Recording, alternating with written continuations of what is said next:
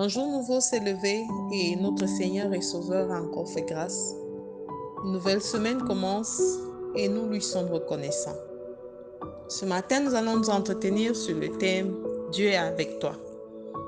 Et les passages que nous allons examiner sont tirés du livre d'Isaïe au chapitre 54, versets 14 à 15. Il est écrit: Tu seras affermi par la justice. Bannis l'inquiétude car tu n'as rien à craindre, et la frayeur car elle ne s'approchera pas de toi. Si l'on forme des complots, cela ne viendra pas de moi. Quiconque se liguera contre toi tombera sous ton pouvoir. Amen. Ce sont là des déclarations fortes. Mais tu dois tenir et garder à l'esprit que Dieu est avec toi. Et il te donne cette assurance que sa justice t'accompagnera. Le Seigneur Jésus a connu l'homme dans tous ses visages. Il a connu l'amour, il a connu les plus grandes trahisons, il a connu les douleurs et les souffrances les plus extrêmes. Mais il a su que le Seigneur, le Père qu'il a envoyé, serait toujours avec lui. Alors toi aujourd'hui, il t'exhorte à bannir la peur, bannir l'inquiétude, car ce sont des ennemis de la foi. Bien-aimé, j'aimerais te dire que Jésus-Christ lui-même a exhorté ses disciples en leur demandant de qui de vous par ses inquiétudes peut ajouter une coudée à la durée de sa vie. C'est normal que de temps en temps nous nous inquiétions de comment nous allons résoudre telle ou telle autre situation, de comment est-ce que nous allons faire face à tel ou tel autre challenge.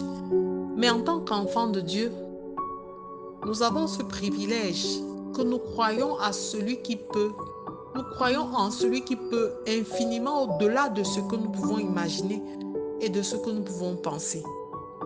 C'est celui-là qui nous demande de ne pas nous inquiéter, car il pourvoit pour nous au-delà de ce que le monde peut attendre.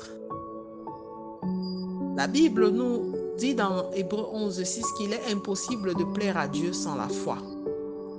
Alors des obstacles viendront toujours, comme il a expliqué, mais nous devons garder en esprit que Dieu est avec nous. Et de cette manière seulement, nous réussirons à accomplir des choses exceptionnelles.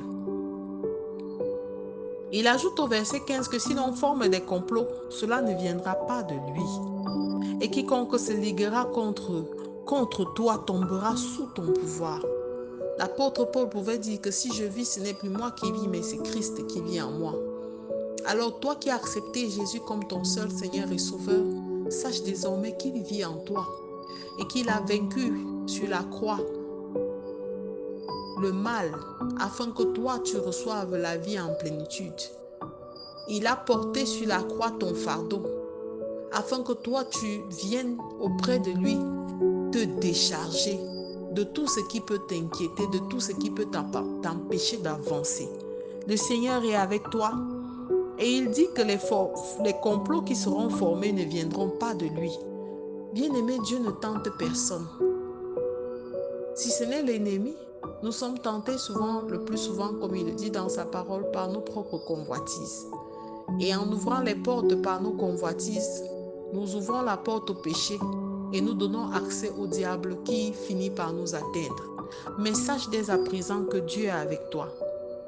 Les grandes œuvres ne sont pas accomplies par de grandes forces, mais par des personnes de foi. Amen. Alors quiconque se liguera contre toi, aussi longtemps que tu croiras que cette parole est du Seigneur, tombera sous le pouvoir de Dieu en toi, car Christ en toi l'espérance de la gloire. Alléluia. Alors je veux que tu te lèves ce matin et tu dises au Seigneur que c'est fini les peurs, c'est fini la crainte, que tu déclares de ta bouche que tu n'as plus peur. Que tous les plans enflammés de l'ennemi contre ta vie, contre ta destinée, contre ta famille, contre ta santé ne seront pas en mesure de t'empêcher d'accomplir les plans glorieux, les desseins glorieux que le Seigneur a pour toi. Et tu dois le dire et y croire de toutes tes forces. Jésus a pu dire à Marthe, pour le cas de son frère, que ne t'ai-je pas dit que si tu crois, tu verras la gloire de Dieu? Alors si tu crois, bien-aimé, tu verras la gloire de Dieu. Non pas dans un futur très très lointain, mais comme cette semaine commence, c'est un acte de foi. Commence à déclarer, à confesser. La Bible nous dit dans Nombre 23 que la sorcellerie n'aura pas de pouvoir sur nous, ni l'enchantement. De la même manière, tu dois pouvoir déclarer de ta bouche que tu n'as plus la sorcellerie familiale ou les liens de quelque lieu que ce soit n'auront plus de pouvoir sur toi. Et en déclarant de ta bouche, le Seigneur t'a fermé afin que tu puisses être justifié par des actes et que la transformation se produise. Alors, bien-aimé, Dieu veut faire quelque chose d'exceptionnel. Il est venu nous donner la vie, mais une vie en abondance. Alors, si seulement tu crois que c'est possible, commence à déclarer que tu as la supériorité. David a dit à Goliath, avant de passer au combat physique, lorsqu'ils étaient à l'affrontement verbal, par la parole, que tu as insulté le Dieu, mon éternel, le Dieu que je sers, et tu viens au combat avec moi avec tes armes. Mais ce seul Dieu est l'arme plus puissante que toutes celles physiques que tu me montres. Et tout ce que tu fais n'a pas d'effet. Parce que l'Éternel des armées qui combat à mes côtés me donnera la victoire. Alors je souhaite que tu fasses cette prière, mais avec vraiment beaucoup de conviction, bien-aimé. C'est pas qu'après l'avoir fait, tu te couches. Et lorsqu'un cafard commence à gratter le bord de ton lit, tu te lèves et tu commences à le bombarder d'une tension. Non. Tu déclares et tu déclares avec fermeté et avec assurance. Et tu verras ces choses s'accomplir. Parce que Dieu veut que ceux qui viennent vers lui l'adorent en esprit et en vérité. Et avec une foi qui n'est pas entourée de peur et de doute, car ce sont des ennemis. Alors, je te recommande de faire cette prière avec moi, Père éternel. Donne-moi la force de chasser, Père éternel, la peur. Je ne veux plus être effrayé, Père éternel, par des paroles, par des moqueries des hommes, par des situations.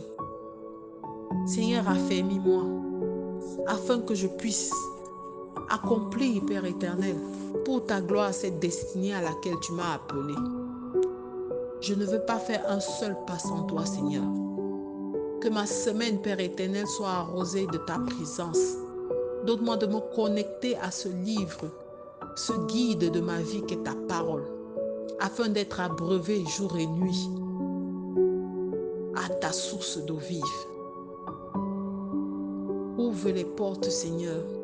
Donne-moi d'ouvrir ma bouche pour appeler la vie et non la mort. Je te reçois dans ma vie comme mon seul Seigneur et mon seul Sauveur en ce jour. Et je bénis ton nom, ô très haut. Reçois louange, honneur et gloire. Au nom de Jésus-Christ, nous avons prié. Amen, amen, amen. Je vous souhaite de passer une excellente semaine. J'étais la révérende Sonia Antoinette de la Grace Bible Church pour vous servir. Shalom.